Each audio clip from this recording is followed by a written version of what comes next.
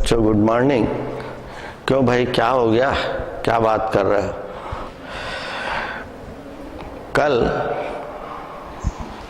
हम लोग सावधि जमा खाते पे ब्याज की गणना कैसे की जाती है उसके बारे में जानकारी प्राप्त किए थे। प्रश्न को हल करके नहीं देखे थे। सावधि जमा या फिक्स डिपॉजिट में निश्चित समय उपरांत, निश्चित अवधि उपरांत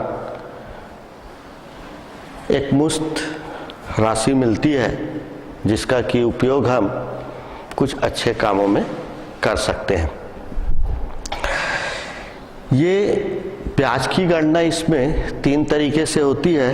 एक होती है वार्षिक गणना, दूसरी होती है छमाही गणना और तीसरी होती है तिमाही गणना। वार्षिक गणना से संबंधित जो प्रश्न है वो आप लोग छोटी क्लासों में कक्षा 8 में कर चुके हो। जो कक्षा 10 में हम तिमाही गणना और छमाही गणना से संबंधित प्रश्नों को हल करते हैं। आपके प्रश्नावली 5.2 में उससे संबंधित कुछ प्रश्न दिए हुए हैं। हम दोनों तरीके का एक एक प्रश्न बताते हैं, बाकी प्रश्नों को आप लोग फिर स्वयं हल करेंगे। एक उसका पहला सवाल हम लेते हैं कि किशन ने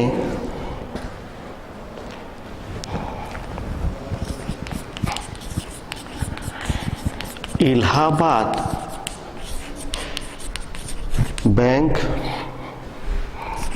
में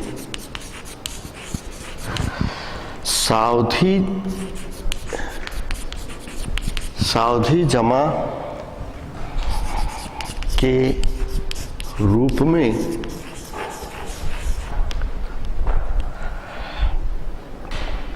₹2,00,000 1 वर्ष के लिए 16% वार्षिक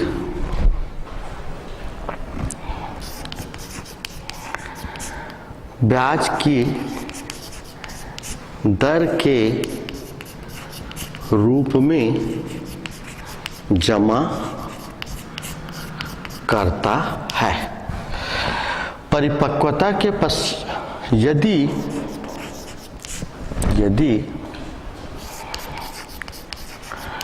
ब्याज की गणना तिमाही संयोजित की जाती है तो परिपक्वता के पश्चात किशन को कितनी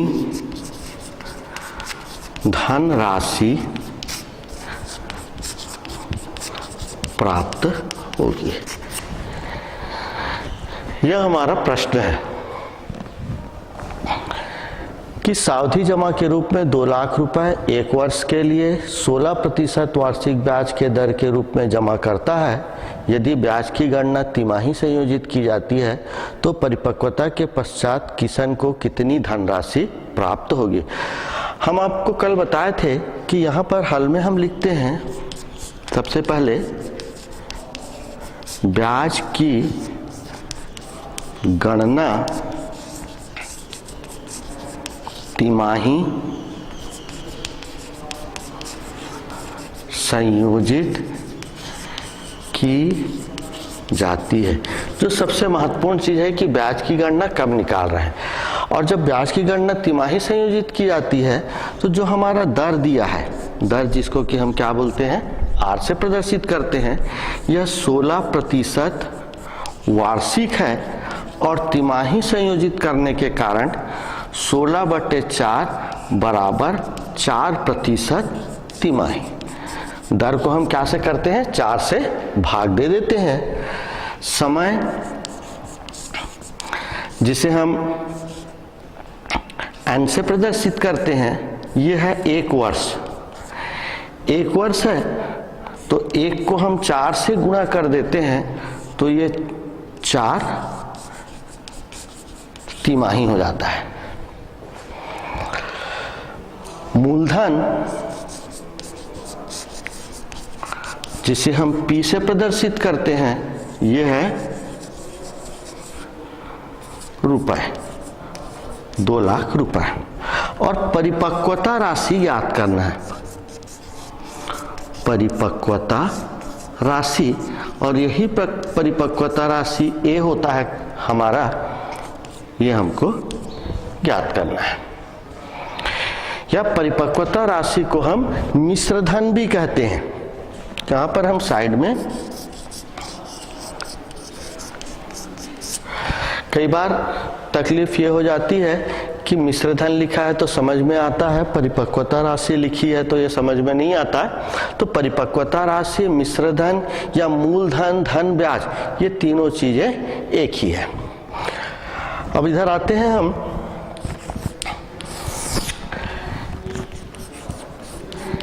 एक धन, यह सूत्र लिख दिए। सूत्र लिखने के पश्चात 2 लाख 1 धन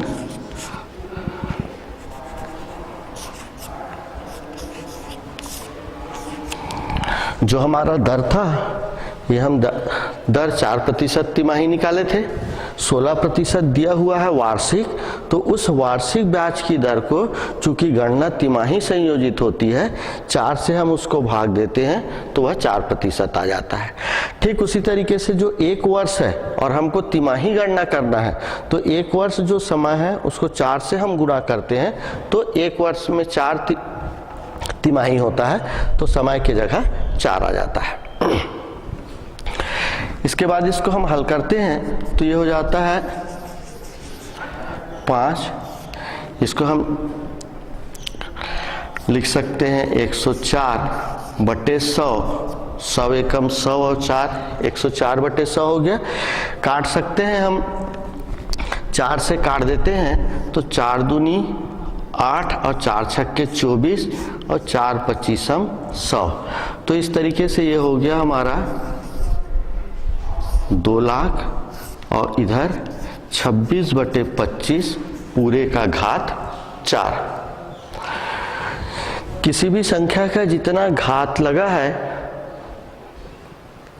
उसका मतलब उस संख्या का उतनी बार गुणा होता है।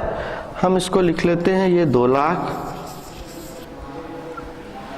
गुणित 26/25 गुणित 26/25 गुणित 26/25 और गुणित 26/25।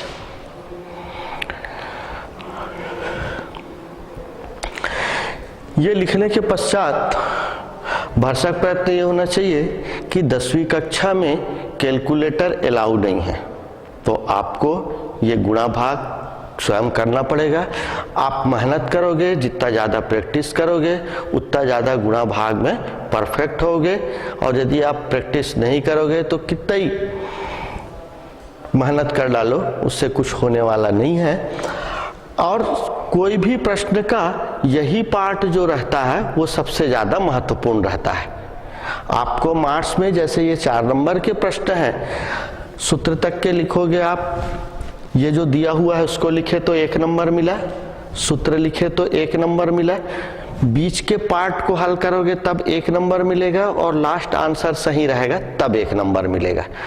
तो यदि आप यहीं तक के हल किए हो तो आपको मात्र 2 नंबर मिलेंगे और कुछ नहीं होगा। तो थोड़ा सा यहाँ पर आपको ध्यान देना है। आप काट सकते हो इसको, 25 एकम 25 और ये हो गया 25 अट्ठे 200, फिर ये 3 शून्य बचे तो ये 3 शून्य को निकाल दिए, फिर काट दिए हम 25 एकम 25 और ये 25 दिया 75, यहाँ 5 बचा तो 25 दूनी 50 और फिर ये 1 शून्य, तो यह भी आ गया कट के।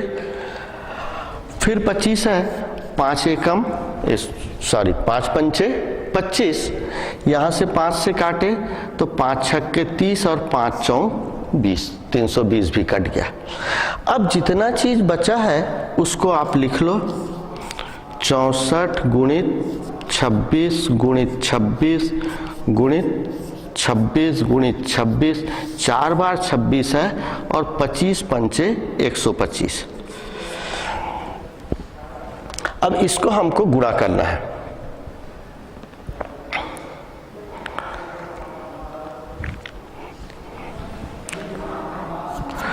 गुणा करके बताएं या डायरेक्ट लिख दें? चलिए गुणा करके देखते हैं। छोटी छोटी सी संख्या है, 26 गुणित 26,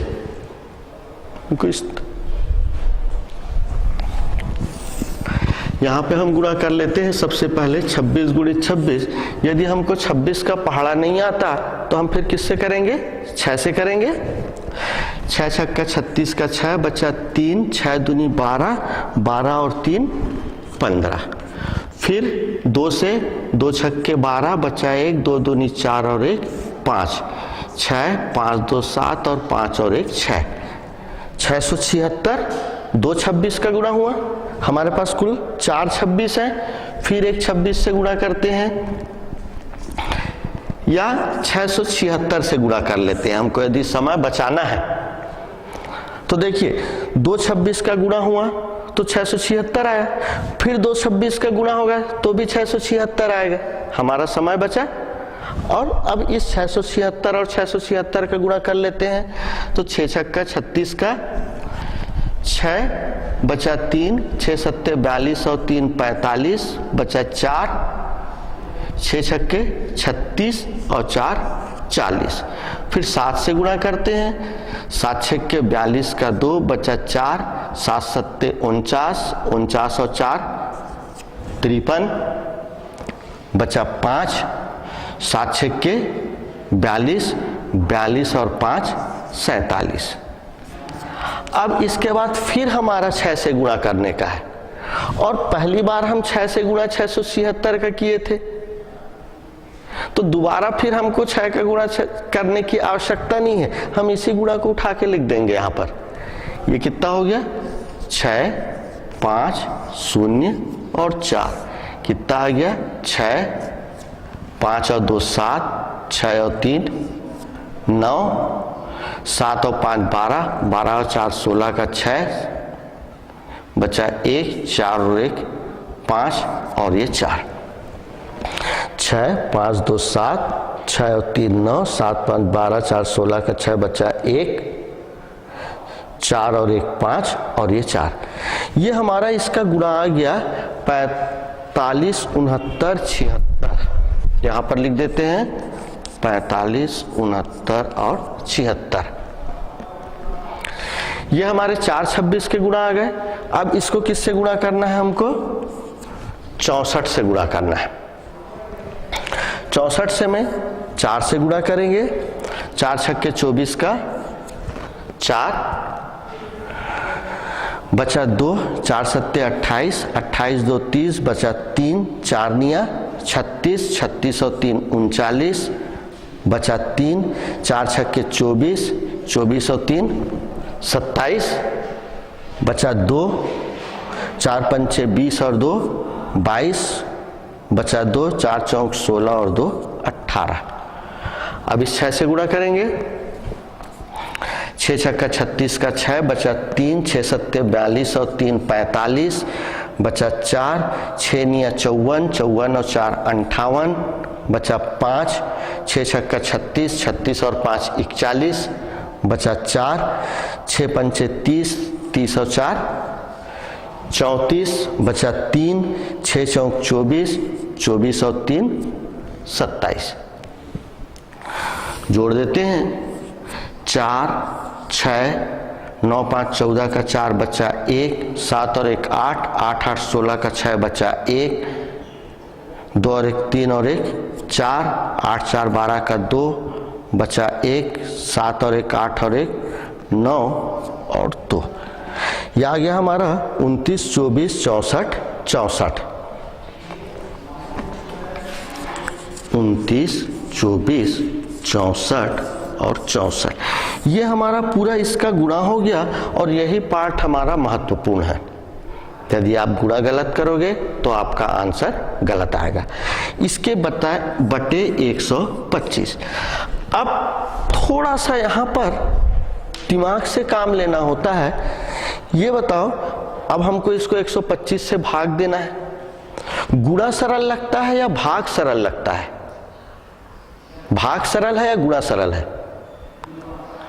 मेरे ख्याल से गुणा सरल है भाग की तुलना में, क्योंकि जब हम भाग करते हैं तो पहाड़ा के साथ साथ हमको घटाना भी पड़ता है। तो इसको हम क्या करते हैं, ये जो भाग देने का है इसको हम गुणा में कन्वर्ट करने के लिए, आपको मालूम है कि भिन्नों में समान राशि की गुणा करने पर उसके मानों में कोई अंतर नहीं आता। हम क्या करते हैं, यहाँ पर इसका भी गुणा 8 से और इधर भी अंश में भी हम 8 से गुणा कर देते हैं और हर में भी 8 से गुणा कर देते हैं। आपका चेहरा देख करके ये लग रहा है कि आखिर 8 से क्यों गुणा कर रहा है ना? अभी आपको समझ में आ जाएगा कि हम उसको 8 से क्यों गुणा कर रहे हैं। हम इस ऊपर का हिस्सा को मिटा देते हैं।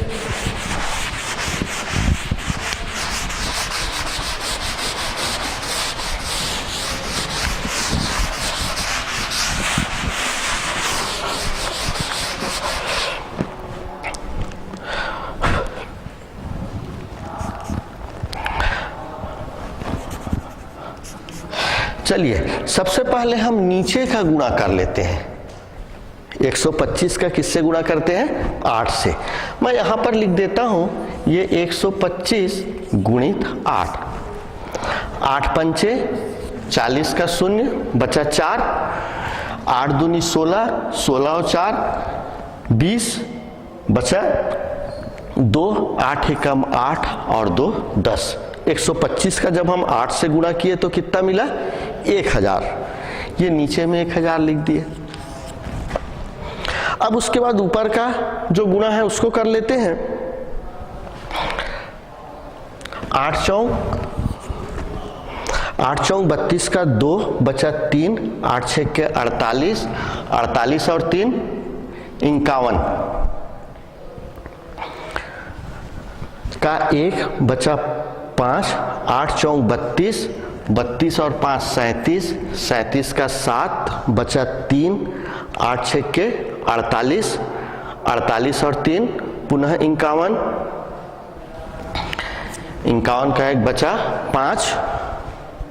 यहां तक के हो गया? कहां तक के हुआ? 8 चौक 32, 32 और 5 37, ये हो गया है। 37 का 7, 8 6 के 48 और 3 51, ये भी हो गया। फिर 8 चौक 32, 8 चौक 32 और 5 37, 37 का 7 बचा 3, 8 दूनी 16, 16 और 3 19, 8 निया 72, 72 और 1 73, 73 का 3 बचा 7, 8 दूनी 16, 16 और 7 23, 16 और 7 23। ये इसका पूरा गुणा हो गया। अब जब हम नीचे में भाग देते हैं, जितना शून्य रहता है उतने अंक में दशमलव लग जाता है। बाएं से दाईं ओर हम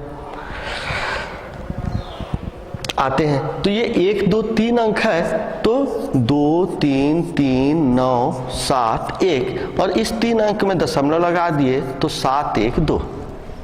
तो इस तरीके से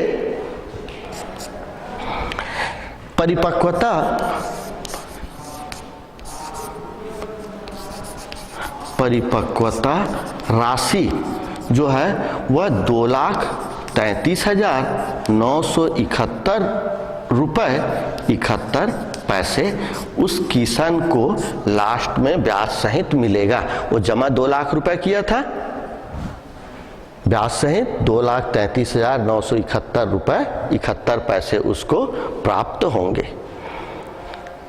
ठीक है, चलिए इसको आप लोग लिखिए, इसके बाद फिर अगला प्रश्न देखते हैं।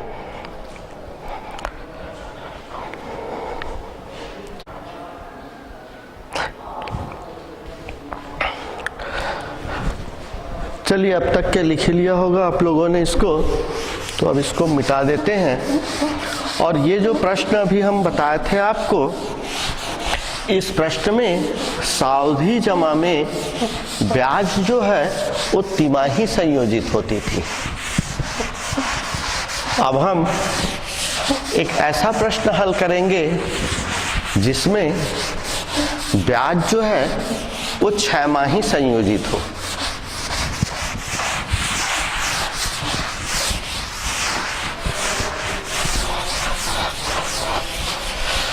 सिर्फ 2 ही तरीके के प्रश्न हैं इस प्रश्नावली में आपके, एक 6 माही संयोजित होने का और दूसरा तिमाही संयोजित होने का।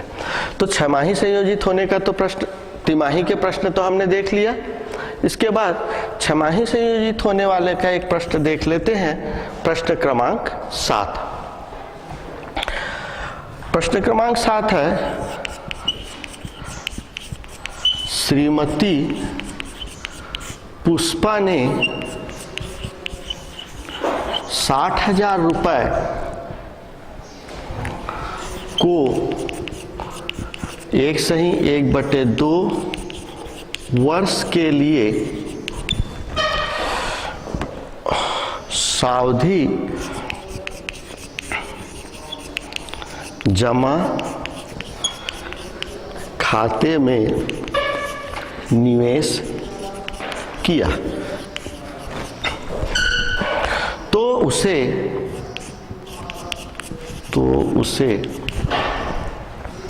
परिपक्वता तिथि पर कितनी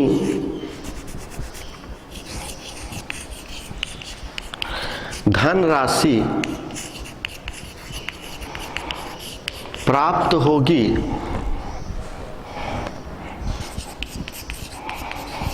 यदि ब्याज की दर 12% वार्षिक एवं ब्याज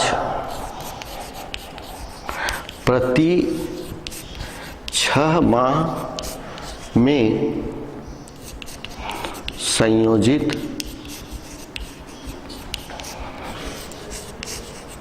किया, प्रति 6 माह में संयोजित किया जाता है।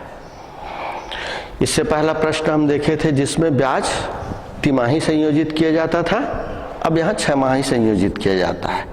हल में हम लिख लेते हैं, ब्याज की गणना करना जबकि 6 माही संयोजित किया, जबकि ब्याज 6 माही संयोजित किया जाता है। उस परिस्थिति में हमारा जो दर है 12% वार्षिक दिया हुआ है, यह परिवर्तित हो जाता है 12/2 बराबर 6% 6 माही। ठीक उसी तरीके से जो समय है एंड यह दिया हुआ है 1/1/2 वर्ष, इसको हम लिख सकते हैं 3/2 वर्ष, 2 एकम 2 और 1 3, और इसको हम 3/2 को जब 2 से गुणा कर देते हैं तो यह आ जाता है हमारा 3 6 माह। 1.5 वर्ष में 3 6 माह के होते हैं। मूलधन दिया हुआ है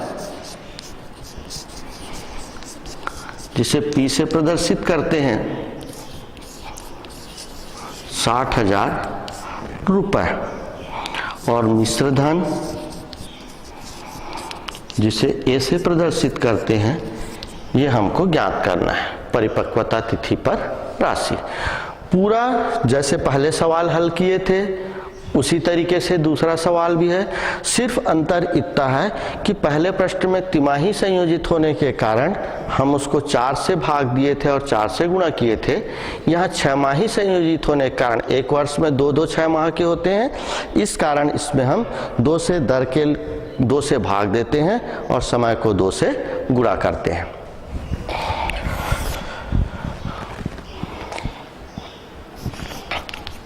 मूलधन, एक धन और n, ये हो गया 60,000। एक धन 6/100 और ये 3, इसको लिख सकते हैं हम 60,000 106/100 और ये 3, या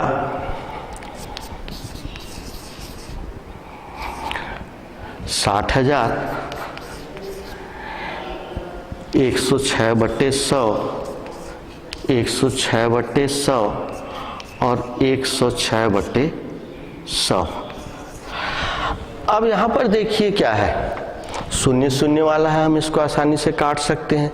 106 और 100 को हम 2 से भी काट सकते हैं। 2 से काटेंगे तो 50 और 53 में प्राप्त होगा, लेकिन जब 50 में प्राप्त होगा 50 का गुणा करेंगे तो 2500 आ जाएगा। फिर थोड़ी सी हमारी दिक्कत बढ़ जाती है। तो ध्यान ये रखना है कि जब हर में 100 का हो तो कोशिश हम काटने का कम करें। 0 0 को भर कैंसिल कर दें, 1 2 3 4, 1 2 3 4, 4 अंश के 0 और 4 हर के 0 आपस में कैंसिल हो गए। 6 गुणित 106 गुणित 106 गुणित 106 बटे 100। अब इसको हमको गुणा करना है।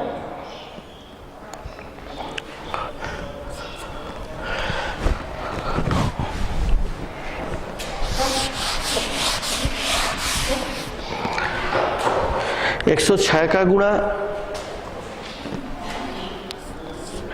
106 गुणित 106 करते हैं हम, कितना प्राप्त होगा? 6 से 6 छक्का 36 का 6 बचा 3, 6 शून्यम 0 तो ये 3 और 6 एकम 6। 0 से करेंगे तो यहाँ पर 3 अंकों में 0 ही 0 आएगा, तो यहाँ पर भी 0 आएगा, यहाँ भी 0 आएगा और इधर भी हमारा 0 प्राप्त होगा तीनों अंकों में। फिर 1 से गुणा करेंगे तो ये 6 0 और 1 गुणा कर दिए तो 6 3 6 6 12 का 2 बचा 1, यहाँ 1 आ गया और ये 1, 11,236। अब इस 11,236 को फिर 106 से गुणा करेंगे। इस प्रश्न को मिटा देते हैं।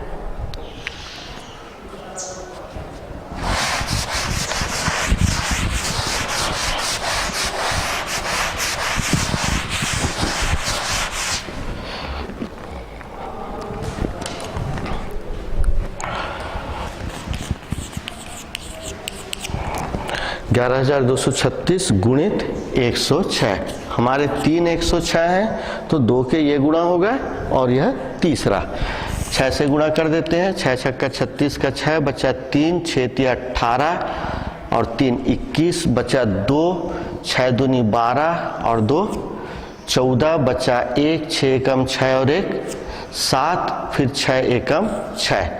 0 से गुणा करेंगे तो 1 2 3 4 5, ये 1 2 3 4 और ये 5 0 यहाँ लगा दिए।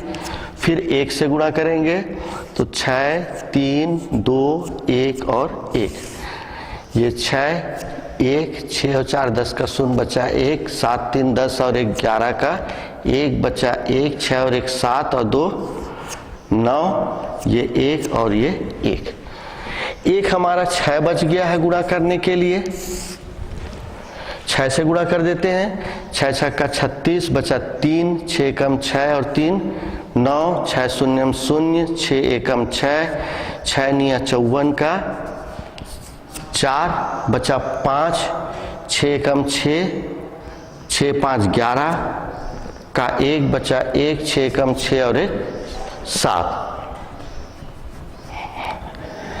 यह आ गया हमारा 71 460 96। 71 460 और 96 पूरा का बटे 100। पूरा गुणा करने के पश्चात हम इसको ये 2 शून्य हटाएंगे तो 2 अंक के बाद दशमलव लग जाएगा। ये आ जाएगा 71 460.96। तो हम ये बोल सकते हैं कि जो परिपक्वता राशि है 71,460 रुपये, 71,460 रुपये 96 पैसे होगी। 1.5 वर्ष के उपरांत यदि 6 माही ब्याज संयोजित किया जाता है तो इतनी राशि 71,460 रुपये 96 पैसे उसको श्रीमती पुष्पा को बैंक से मिलेगा। ठीक है, चलिए लिख लीजिए इसको।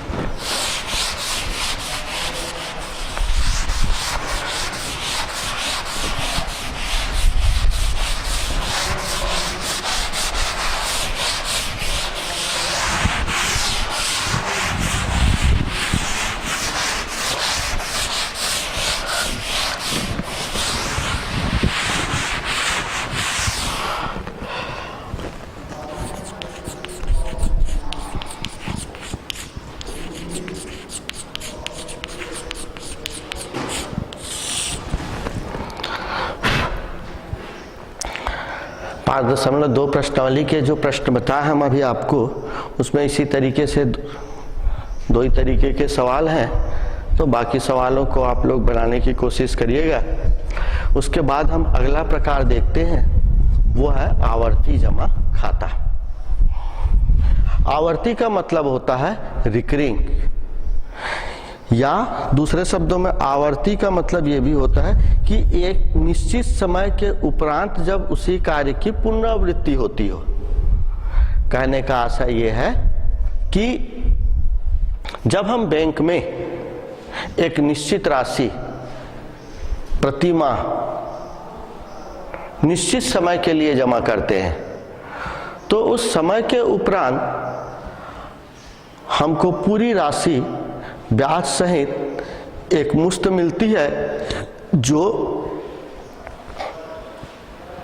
ज्यादा राशि होती है और उससे हम जिस उद्देश्य की पूर्ति के लिए हम पैसे जमा किए हैं उस उद्देश्य की पूर्ति कर सकते हैं। इस तरीके से जमा खाता, आवर्ती जमा खाता किस तरीके से खोलते हैं, क्या क्या चीज आवश्यक होता है, ये सब चीज पहले बता चुके हैं। ये उनके लिए महत्वपूर्ण होता है जिनके पैसे का जो आवक है वह भी एक निश्चित समय में मिलता है। जैसे एक वेतन भोगी कर्मचारी, हर माह उसको तनख्वाह मिलता है तो हर माह वो अपने तनखे से कुछ राशि उसमें बैंक में जमा कर सकता है। या कोई किसान जो घर में साग भाजी वगैरह लगाता है, प्रति सप्ताह वो सब्जी बेचता है, 4 सप्ताह का कुछ अच्छी राशि वो इकट्ठा करके प्रति माह बैंक में पैसा जमा कर सकता है। इसमें जो ब्याज है वो सावधि के समान ही मिलता है, लेकिन ब्याज की दर वह निर्भर करता है कि हमारे जमा करने वाले किस्तों की संख्या कितनी है। यदि हम ज्यादा किस्त जमा करेंगे तो ज्यादा ब्याज मिलेगा, कम किस्त जमा करेंगे तो कम ब्याज मिलेगा। तो महीनों की संख्या, किस्त मतलब महीनों की संख्या, तो महीनों की संख्या के ऊपर निर्भर करता है कि आवर्ती जमा खाता में हमको कितना ब्याज मिलेगा। और यह आवर्ती जमा खाता हम कोई भी बैंक में 6 माह से लेकर के 10 साल तक के लिए खोल सकते हैं। आज जैसे आप लोगों की उम्र 15 साल है ना, और आपके पिताजी ये सोचें कि 25 साल में आपकी शादी करनी है, तो आपके पिताजी के पास में 10 साल का समय रहता है। वो एक निश्चित राशि यदि अभी से आप लोग के शादी के लिए गहना जेवर कपड़े खरीदने के लिए यदि जमा करना चालू कर दें, तो एक 10 साल के बाद आपके पिताजी के पास एक अच्छी राशि हो जाएगी, जिससे वो आपका ब्याह आसानी से कर सकते हैं। हो सकता है आपको पिताजी को इस तरीके के खाते के बारे में जानकारी ना हो, तो आप बिल्कुल आप जो चीज़ पढ़ रहे हो उसको घर जाके बताइएगा कि आज हमको सर ने ये पढ़ाया है, बैंक में इस तरीके से ब्याज मिलता है, और मेरी शादी तो आप 10 साल के बाद आखिर करोगे ही, चाहे लड़का हो या लड़की हो। तो आप बिल्कुल उनको, अपने पिताजी को यह चीज़ बता सकते हो, और यही आपके पढ़ने का व्यवहारिक उपयोग है। यदि आप जो पढ़ रहे हो उसका उपयोग ही नहीं किए अपने जीवन में, तो आपका पढ़ना व्यर्थ है। तो हम इस तरीके से अपने पढ़ाई को अपने व्यवहारिक जीवन से जोड़ते भी हैं, जो चीज़ सीखते हैं उसको घर में जाके बताते भी हैं, उसको अपने जीवन में उतारते भी हैं, जिससे हमको ही फायदा होता है। तो चलिए आते हैं हम इसके बाद में आवर्ती जमा खाता में ब्याज की गणना किस तरीके से की जाती है। हमने आपको बताया कि इसमें जो ब्याज है वो किस्तों की संख्या के ऊपर निर्भर करता है। तो इसके ब्याज गणना का सूत्र है